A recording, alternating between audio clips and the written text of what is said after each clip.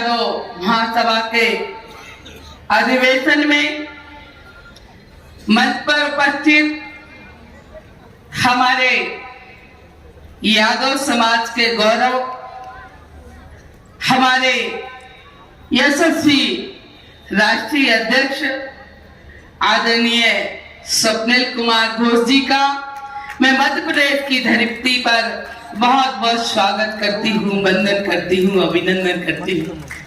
तालियां बजाइए माननीय राष्ट्रीय अध्यक्ष जी आपके मध्य प्रदेश में पधारे हैं। मंच पर उपस्थित हमारे प्रदेश के हमारे यादवों की धड़कन, हमेशा समाज के लिए समर्पित, समाज के लिए लड़ने वाले, आज सबको पता होगा कल हमारे माननीय प्रदेश अध्यक्ष जी आदरणीय जगदीश दादाजी का स्वास्थ्य खराब हो गया। माननीय राष्ट्रीय अध्यक्ष जी आदरणीय जगदीश दादाजी ने पूरे जिलों का दौरा किया। उनको चिंता थी, उनको टेंशन था, इसलिए स्वास्थ्य खराब हो गया, हम सब लोग चिंतित हो गए थे।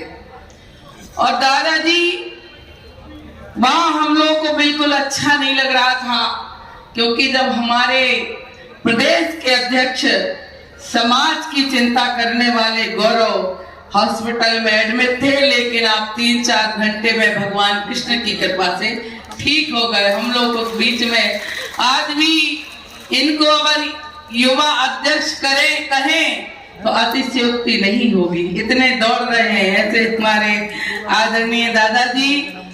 मंच पर उपस्थित हमारे देश से आए हुए समस्त प्रदेशों के हमारे पदाधिकारीगण और हमारे प्रदीप यदु जी, हमारी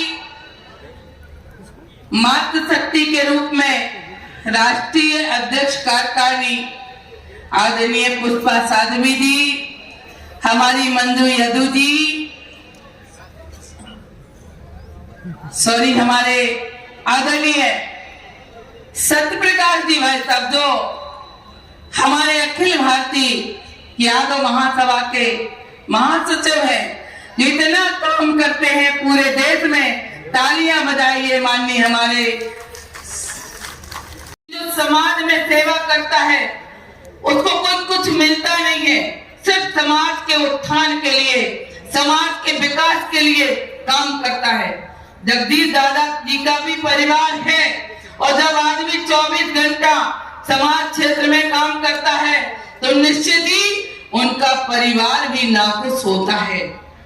लेकिन इस बात की परवाह किए बिना आदरणीय जगदीश दादाजी जिस तरह से पूरे मध्य प्रदेश में अलग जगाने का काम करते हैं, समाज को आगे लाने का काम करते हैं, समाज के खिलाफ जहां भी अत्याचार अन्याय हो वहां लड़ने का काम करते हैं, तो निश्चित ही आदरणीय राष्ट्रीय अध्यक्ष जी हमारे मध्य प्रदेश में ऐसा अध्यक्ष न हुआ है न होगा। मैं इस मंच के माध्यम से कह रहा हूं, दे देते तो भगवान कृष्ण को द्रौपदी की लाज बचाने नहीं आना पड़ता। मैं इसलिए कहना चाहती हूँ कि आप लोग भीत में पिता मत बनिए, पड़ोस का साथ दीजिए, समाज का साथ दीजिए, छोटी छोटे जगह के लिए नहीं लड़िए, जुआ नहीं खेलिए, बहनों को आगे निकालिए। मैं तो समाज के लिए समर्पित हूँ। मैं कहती हूँ, सबसे कहती हूँ, हाँ मैं यादववादी हूँ, मैं राजनीति करती हूँ, सामाजिक क्षेत्र में काम करती हूँ। आदरणीय अध्यक्ष जी, जिस क्षेत्र से मैं चुनाव जीत के आती हूँ वहाँ 17-18 यादव मात्र है, 1000 मात्र है, और जिस क्षेत्र से मैं पिछली बार चुनाव हार के आई थी वहाँ 40,000 यादव है। तो मैं ये कहना चाहती हूँ आप लोगों से कि समाज की मैं सही रेजिमेंट की मांग के बारे में थोड़ा सा रखूंगा कि क्यों है हमारी मांग। आजादी से पहले और आजादी के बाद हिंदुस्तान का चाहे वो स्वतंत्रता संग्राम हो या आजादी के बाद देश की सुरक्षा, जहां पहला स्वतंत्रता संग्राम 1857 में वहां के राजा यादव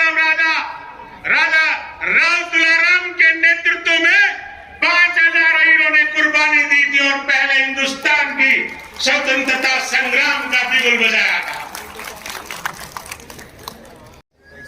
मैं ज्यादा टाइम नहीं लूंगा।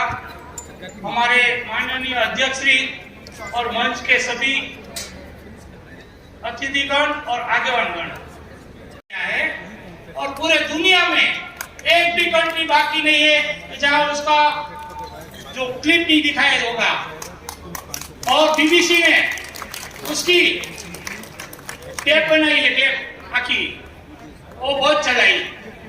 तो आगे जो कार्यक्रम होगा, अगला कार्यक्रम हम वहीं है 70 वर्षों में हम एक भी राजदूत नहीं पैदा कर पाए। कृष्ण की बात करिए। हमारे यहाँ बम्बई में गोवर्धन पूजा करता हूँ।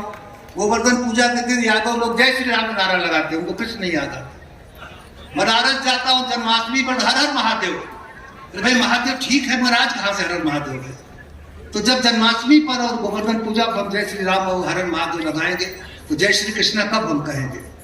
इनको कब हम सामने लेके आएंगे? इतनी बड़ी जाति जमाती हमारी है, इतनी बड़ी आबादी महिलाओं की है, कहीं किसी क्षेत्र में नहीं दिखाई पड़ती है, किसी कार्यक्रम में नहीं दिखाई पड़ती। अधिकारी कितने हैं जोड़ लीजिए, कहीं किसी संस्था में कैसे चलेगा? आधी ताकत तो घर में बैठा करके आप मुकाबला संसार कर लेंगे, अगली पीढ़ी को मुकाबला कर सकते हैं। युवकों की कोई बात नहीं, हम लोग बैठे 70-70 साल के हैं, वही विचार दे रहे हैं जो आजादी के पहले का था। आज लोगों की क्या समस्या है, उसे कारखानी बनाना चाहिए, उसको भी पदाधिकारी बनाना चाहिए, उसकी बात सुननी चाहिए, उनके विचारों को मानना चाहिए। तो मैं ये चाहता हूँ भाइयों बहनों आपसे कहना दूर से कि हम महाराष्ट्र में काम कर रहे हैं। हम ये कोशिश कर रहे हैं कि बच्चों को IAS IPS बनाया जाए। 25 करोड़ की आबादी में अगर 2500 बच्चे हर जय श्री कृष्ण, एक बार आवाज कीजिए जय श्री कृष्ण। धन्यवाद आपसे। बहुत बहुत धन्यवाद आदरणीय किलाचंद जी। तमिलनाडु के अध्यक्ष डॉक्टर राधाकृष्णन जी और आंध्र प्रदेश का प्रतिनिधित्व कर रहे वहाँ के वर्किंग प्रेसिडेंट रविंद्र यादव जी। ज्यादा तो मैं तक मेरी सोच है समाज को हम आगे नहीं ले जाएंगे, ले जा संगठन यही थी एकता। आज हम एक नहीं बनेंगे तो कोई भी कार्य नहीं है। काहे ने कहा हम गीता जी को भूल गए हैं, तो घर घर अगर भगवान श्री कृष्ण का स्थापन हो जाएगा, नारी शक्ति का मान बढ़ेगा और एजुकेशन शिक्षण आएंगे तो हर जगह ही यादव कुल का नाम आएगा और रोशन होगा। एक बार मैं आप सबको नम्र विनंती करती हूँ कि एक बार हम जिसके शरण में हैं, जब हम जिसके कुल के हैं उसका मंत्र जाप करेंगे, सबके हाथ ऊपर करके एक बार श्री कृष्णा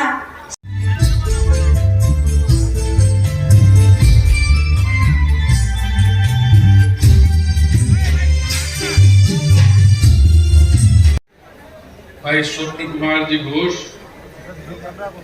शताब्दी वर्ष रिजर्वेशन हमारा जो 27% मिला है वो ढंग से नहीं मिल रहा। क्रीमी लेयर लगा रखी है, उसको भी हटाना पड़ेगा। और सही बात यह कि जब आपकी संख्या का ही पता नहीं तो क्या पता कि आपको सही मिल रहा है या नहीं मिल रहा। इसलिए जातिगत जनगणना भी अब एक बहुत बड़ा सवाल है। तो आने वाले चुनावों में हमें उन्हीं प्रतिनिधियों को दांव पे लगाना चाहिए जो इन सब मतों के ऊपर हमारे साथ में काम करते।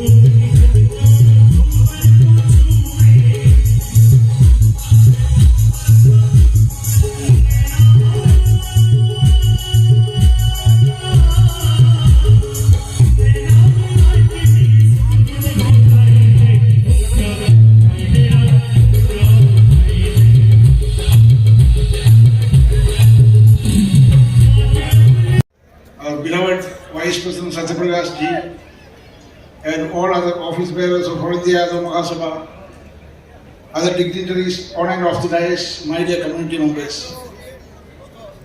I take this opportunity to congratulate the state of Madhya Pradesh All India Yadav Mahasabha for conducting such a grand event, for the historic event of stepping forward to the new era after completing the golden jubilee of All India Yadav Mahasabha.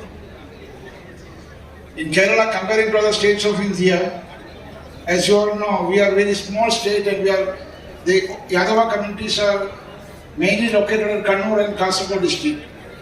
In the year 2011, किया है उनके लिए आपको बहुत धन्यवाद देना चाहते हैं।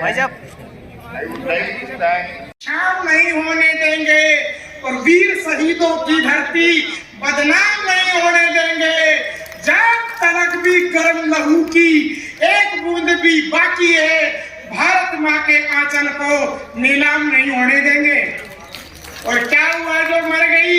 मैं अपने वतन के वास्ते, बुलबुलें कुर्बान होती हैं चमन के वास्ते। मेरी लड़ाई है पाखंड के खिलाफ और मेरी लड़ाई है नर नारी असमानता। मंचों पे भाषण देने से नारियों को सम्मान नहीं मिलेगा। नारियों का घर में सम्मान हो, परिवार में सम्मान हो, सोसाइटी में सम्मान हो, राजनीति में सम्मान हो, और इन्हें पढ़ाओ लिखाओ और इनको विदुषी बनाओ। स्वामी विवेकानंद कहते हैं, the gentle person in other country made by hair cutting salon, the gentle person in other country made by cloth and shoe shop, but the gentle personality in my country, my India, made by father, mother and our social environment. देशों विदेशों में बड़ा आदमी दूसरे देश में coat pant tie से बन जाए, विदेश में बड़ा आदमी गुलम गलीचे से बन जाए, विदेश में बड़ा आदमी सोने चांदी से बन जाए, मगर मेरे देश में बड़ा कौन है? Simple living and high thinking, जिनका सादा जीवन हो और जिनके ऊंचे विचार हो। इसलिए अपनी बेटियों को पढ़ाओ। स्वप्न घोष जी कल कह रहे थे, एजुकेशन एजुकेशन एजुकेशन एजुकेशन लाओ समाज में, अपनी बेटियों को पढ़ाओ। आप तो मोड़ा मोड़ी बोलते हो ना, ए भैया कहाँ जा रही है? मेरी ना सुन रही है, जाने का चक्कर कहाँ जा रही है? बैठो। आपके यहाँ तो ऐसा कहते ना, भाई मोड़ काटो, काट के सांचे में फंसाओ, प्रेशर बनाओ, अपने आप नींबू रस दे देगा। ठीक है ना? आज का जमाना मांगने तांगने का तो कुछ है नहीं, अधिकार तो लिए जाते हैं। हमने अपनी कुर्बानियां दी हैं। आपने खेतों में अनाज पैदा करके दुनिया का पेट भरा है और बॉर्डर की रक्षा के लिए महान वीरों ने बलिदान दिया है। इसलिए रेजिमेंट हमारी जो मांग है वो पूरी करनी पड़ेगी सरकार को। आज नहीं तो कल झुकना ही पड़ेगा। मुझे जवाब दो, आई रेजिमेंट को आप प्राथमिकता देते हो कि नहीं? दूसरी करते हो कि कोई कौम की इज्जत का भी आपको ख्याल है कि नहीं? अगर अपने मैनिफेस्टो में पार्टियां आई रेजिमेंट की मांग को शामिल नहीं करेंगी, धरने को खत्म नहीं करेंगे, आंदोलन चलता रहेगा, दिल्ली में चिमटा गाड़ूंगी, हजारों महिलाओं को लेकर के आऊंगी और सरकार को माननी पड़ेगी बात। हमारी मातृशक्ति और युवा सब आप मेरा साथ दे रहे थे, आने वाले समय में भी आप देते रहेंगे। महासभा ने मुझे सम्मान दिया और भाई सत्यप्रकाश जी की इच्छा कई वर्षों से थी। उन्होंने मुझसे कहा कि आप महासभा के एक पद पर विराजमान होकर के और फिर कुछ बातें आप बताइए। पद का तो ऐसा जोर से बोलिए, जय माता, जय माता, जय माता। ये वो कल यहाँ के लिए बड़े गर्व की बात है। अगर आप वहां नहीं जा सकते तो कम से कम यहाँ के दर्शन करके अपने आप को गौरवान्वित महसूस कर सकते हैं। आपकी छाती में भी वो आग धधक रही होगी। देश की रक्षा के लिए जो इन वीर जवानों के रक्त में थी, अपने खून की अंतिम सांस तक, अंतिम बूंद तक ये लड़े थे और अंतिम सांस तक इन्होंने युद्ध किया था दुश्मनों से। ऐसे वीर जवानों की ये अस्थि कलश, ये मिट्टी कलश है शहादत का। इसका पूजन हमारे माननीय राष्ट्रीय अध्यक्ष महोदय, हमारी समस्त राष्ट्रीय कार्यकारिणी माननीय सत्यप्रकाश यादव जी माननीय पुष्पा शास्त्री जी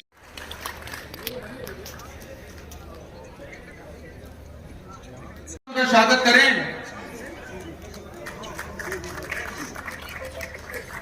शताब्दी समारोह समिति के अरे जाओ